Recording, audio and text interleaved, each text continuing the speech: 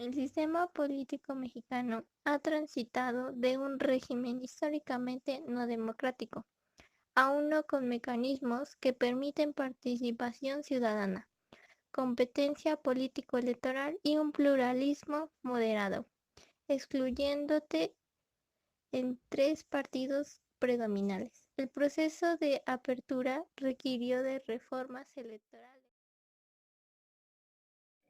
Manuel Ávila Camacho fue un militar y político mexicano que fue presidente de México del 1 de diciembre de 1940 al 30 de noviembre de 1946. Su administración completó la transición del liderazgo militar al civil, terminó el anticlericalismo de confrontación, revirtió e impulsó la educación socialista y restableció una relación laboral con los Estados Unidos durante la Segunda Guerra Mundial. En 1914 se unió a la Revolución Mexicana como segundo teniente al mando de tropa y alcanzó el grado de coronel en 1920. Para 1929 aparece combatiendo bajo las órdenes del cardenista Rafael Pedrajo contra la rebelión escobarista. Ávila Camacho se desempeñó como oficial mayor de la Secretaría. 1958. Movimiento Autoferrocarril. El movimiento ferrocarrilero se inició el 2 de mayo de 1958 con la formación de la Gran Comisión Pro Aumento de Salarios y se consolidó con la proclamación Plan del Sureste del 12 de junio. 28 de junio, su primera gran manifestación en el Distrito Federal.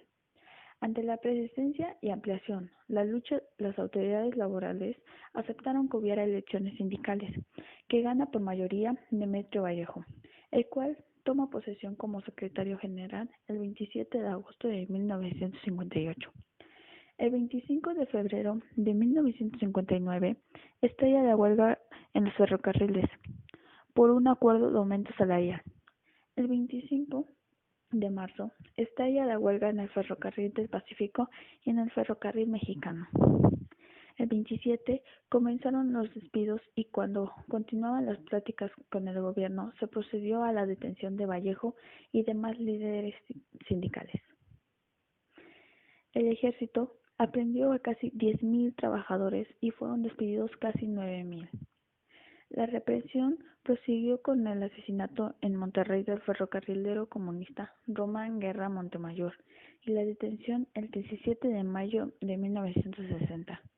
150 de ellos acusados de comunistas, incluido Demetrio Vallejo. 1960. Nacionalización de la industria eléctrica por Cuauhtémoc Ames Cuadromundo. Las intervenciones del Estado en la economía en México, como lo explica Lombardo, empezaron a darse de modo circunstancial, caso por caso, resolviendo los problemas concretos que se iban presentando. Los primeros pasos, desde la Constitución de 1917 hasta los primeros años de la década de los 30, fueron esporádicos y vacilantes, pero el periodo de 1934 a 1990, el de Lázaro Cárdenas, se caracterizó por un impulso decidido a ese camino, razón por la que Lombardo lo calificaba como el punto de arranque del desarrollo contemporáneo de México. La expropiación y nacionalización de la industria petrolera fue uno de los grandes hitos en el camino de la intervención directa del Estado mexicano en la economía y se consideraba asimismo como un acto emblemático del gobierno de Cárdenas y lo fue sin duda. La nacionalización de la industria eléctrica fue otro hecho de gran significación dentro del proceso de crecimiento e intervención del Estado en la economía que tiende a lograr su plan autonomía política y asegurar, por tanto, su viabilidad como nación independiente y soberana, además de sentar las bases para el desarrollo de 1933, la fundación de la CTM. La Confederaciones de Trabajadores de México, CTM, es una central sindical obrera fundada el 24 de febrero de 1936, durante el gobierno del presidente Lázaro Cárdenas. Durante muchos años fue uno de los pilares esenciales del Partido Revolucionario Institucional, PRI. Sin embargo, la CTM comenzó a perder influencia dentro de la estructura del PRI a fines de la década de 1980. Cuando los tecnócratas tenían cada vez más poder dentro del partido. Finalmente el sindicato se vio obligado a tratar con un nuevo partido en el poder después de que el PRI perdiera las elecciones generales del 2000. un evento que redujo drásticamente la influencia de la CTM en la política mexicana, en la que se vio encabezada por la falta de 1987. División en el PRI. Es prácticamente un axioma político que los partidos, cuando se dividen y se confrontan, tienen pocas probabilidades de preservar el poder o ganar elecciones. El PRI, para ser el partido hegemónico que fue por 70 años, hubo de establecer una férrea disciplina interna. Aunque José Vasconcelos nunca fue militante del partido, sí fue miembro destacado de la familia revolucionaria e hizo bastante ruido en 1929. Cuando Juan Andreu Almazán y Miguel Enríquez Guzmán rompieron con el partido en 1940 y 1952, le quitaron más votos que cualquier otro candidato.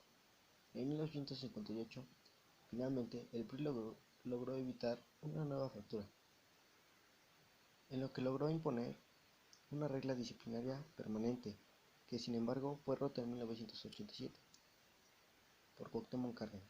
1988 fue la peor desglase del PRI desde su nacimiento, y de esa ruptura surgió el PRD, que le empezó a quitar votos y militantes. De hecho, ese fue el principio del fin de la hegemonía priista. Los elementos del sistema político. La tendencia de la política agraria ávila camachista consistió en favorecer la propiedad privada, por considerar más productiva que el ejido y que según respondía a mejorar a las necesidades del momento de incrementar la producción.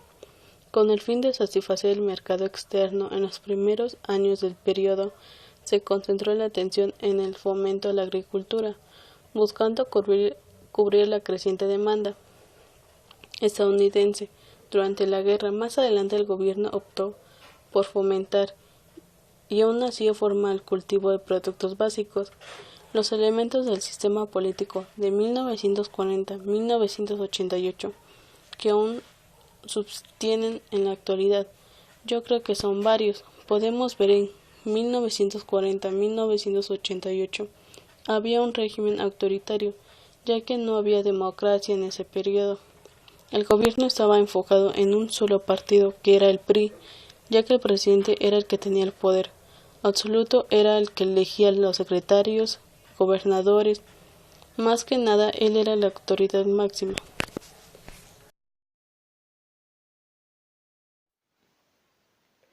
El sistema político mexicano se ha modificado no solo en el régimen político, sino en las prácticas políticas funcionales.